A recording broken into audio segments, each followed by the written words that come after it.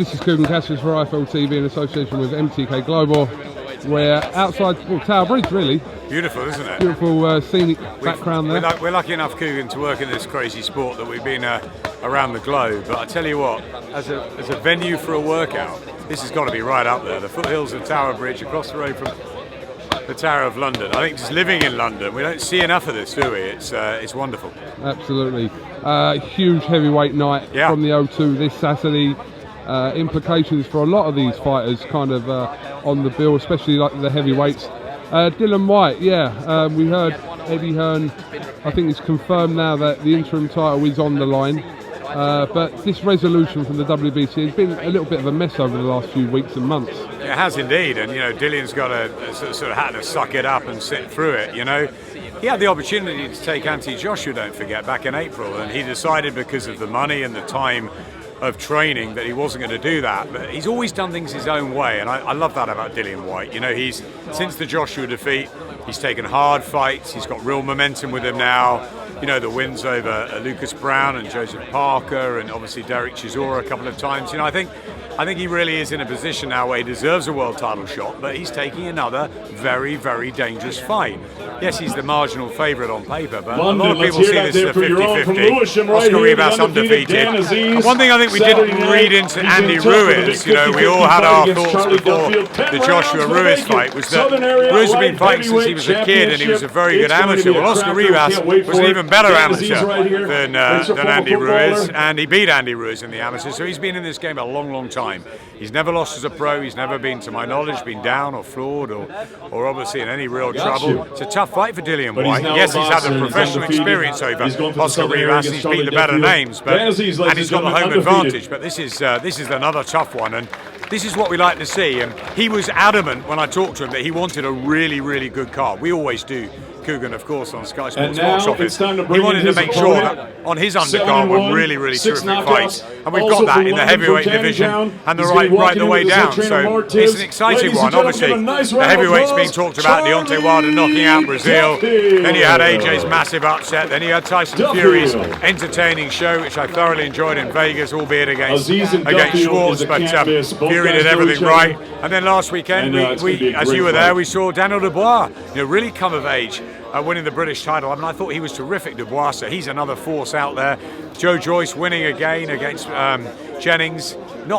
Didn't shine like Dubois did, but it's a real depth in the heavyweight division. You've got David Price and David Allen.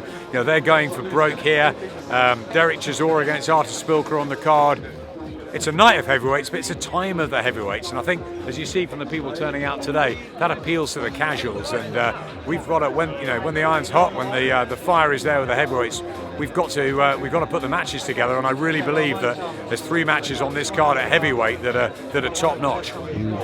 Is there an argument there with Dillian White that there were opportunities where he could have gone different routes to get that world title shot, and also he had one there with Anthony Joshua? Obviously, circumstances for Dillian White weren't right, but then when we hear he's been waiting 600 days for the WBC, there were possible other avenues that I know it's easy for us to say, but the terms, circumstances have got to be right for him to take the fight. Of course, and he is his own man, and he's always done it his own way. Even in that build-up to the Anthony Joshua British title fight, which was a Sky Sports Box Office event, and Dillian was sort of playing the bad guy and AJ the good guy, but actually he was saying what was on his mind, and I've always respected that. I think people do. He does great numbers for us, Dillian, on digital, on the social platforms. I think people see him as real. They see him as he says what he thinks, and there's no nonsense with him, and he wants to do it his own way. So, he'll get to a world title by hook or by crook, I think, in the end. Do I think he should have fought Anthony Joshua at Wembley in April? Probably yes, but for whatever reason, he decided that wasn't right for him. And not only did he want another big fight, he didn't take a sort of real top 30 warm-up fight or something, waiting for that WBC shot against Deontay Wilder. But Wilder's got his own platform. He's going to fight Luis Ortiz and then the rematch with Fury.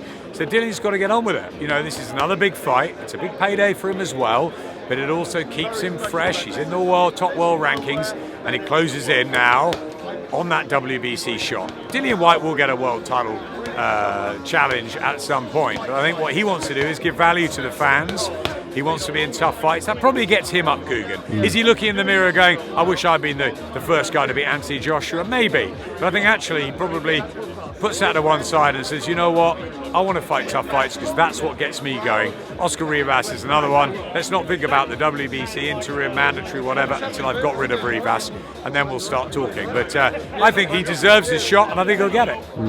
What have you made of kind of the situation from not really a situation, but from a couple of weeks ago, Tyson Fury and Dillian White with a little back and forth? Obviously, they have been linked with a fight, realistic or not. But, you know, when they start talking about, you know, when they see each other, it's going to kick off, and that, what kind of goes through your head when you kind of hear all that? I love to see Tyson Fury and Dillian White fight. It's a great fight. You know, as a fight fan like yourself, KUGAN, I want to see the best fights. And, you know, we know we've got Anthony Joshua going in with Andy Ruiz again. Obviously, that's a hugely interesting, fascinating rematch. You know, Tyson Fury, who's he going to fight next? If it was Dillian White, brilliant. Looks like Wilder is fighting Luis Ortiz. Got a bit quiet on that front, but I'm assured that fight will happen in the autumn or winter. So, you know, the heavyweight division is buzzing. And yeah, of course, I want to see Fury and White. The only fight we've really seen, you know, the ones that we want probably is Fury and Wilder. We haven't seen AJ Wilder, we haven't seen AJ Fury, we haven't seen White against any of them. That's what we want to see. But we all know in heavyweight boxing what can happen if you underestimate fighters. We all did with Andy Ruiz. He was the guy, he was the fanboy on the week. He was the one that was holding the belts, wanting the pictures with AJ. And when that bell went, he showed us how much he could fight. And if only we listened to what Joseph Parker said on the morning of the fight, just after the press conference to announce he was a matchroom fighter, he came over to some of us and he said, that Andy Ruiz is a tough guy. He said he gave me those first 3 rounds in New Zealand were really, really difficult. He said he can punch, he's quick. He said, I think Joshua will come through it, but it will be a real fight. And he's the one person that told me that beforehand. And, you know, he was right. It was a real fight, and it was a great win for Andy Ruiz. As you know, these guys are only one fight away. And David Allen, what level's he at? He's fighting David Price. Is he even at British? Is he at European? Could he even get a world title shot? Could he even get a shot at one of the big guys? Nothing is impossible in the heavyweight division. How confident are you that Joshua puts this right when he rematches Ruiz, whether that be Cardiff or MSG or wherever? How confident are you that he will make amends for what happened in New York that night? Quite confident, not very. I think that we all know rematches often go the same way, and immediate rematches follow that pattern more than not. You know, you look back at Chris Eubanks' problems with Steve Collins, sort of psychologically in the first fight at Mill Street, and then physically in the rematch. Collins outdid him mentally, and then physically. That was an immediate rematch. You look at Collins and Ben. Okay, Ben at the end of his career, but you know, that went sort of even more compelling the second time around. Tyson Holyfield. I'm thinking of David Price and Tony Thompson. I'm thinking also of Bellew and David Hay. Having said that, a lot of rematches can change. If you get your tactics right, there can be upsets the first time around, which, you know, you just put to bed. You know, you box sensibly. And I think Anthony Joshua can win this rematch against Andy Ruiz. I'm sure he'll be a favourite going in because he's got the physical attributes. He didn't get it right on the night in the Garden. I thought that, you know, he started the fight on the back foot. I think he should have taken the centre ring and used the body shots and uppercuts that I'd seen him use in sparring with Martin McCauley and Gregory Corbin and others in Sheffield, and I was surprised at Joshua's performance, but give credit to Andy Ruiz, he won it on the night. Am I very confident? No, that's why I think it's a compelling rematch. Andy Ruiz could come and do it again. Anthony Joshua could get it absolutely right and prove he is a level above Andy Ruiz and that he's got the physical attributes to make it more simple. So, where will it be? I hope it's in Britain, obviously. I think that gives AJ a psychological, a mental, some sort of advantage. Having it on a home soil, it's got to. I think that, you know, dragging Andy Ruiz over here is a good thing. If they've got the power to do that, I think that that's what they should do. I'm sure there'll be a lot more money offered around the world. And ultimately, Anthony might think, go back to the scene of the crime and do it in New York again. But I think I'm a believer that he should do it in the UK. I hope for the British fight fans he does, and I hope for him and his career. But it's a tough fight, KUGAN. You know that, I know that. It wasn't a one-punch knockout defeat. It was a devastating defeat for Anthony.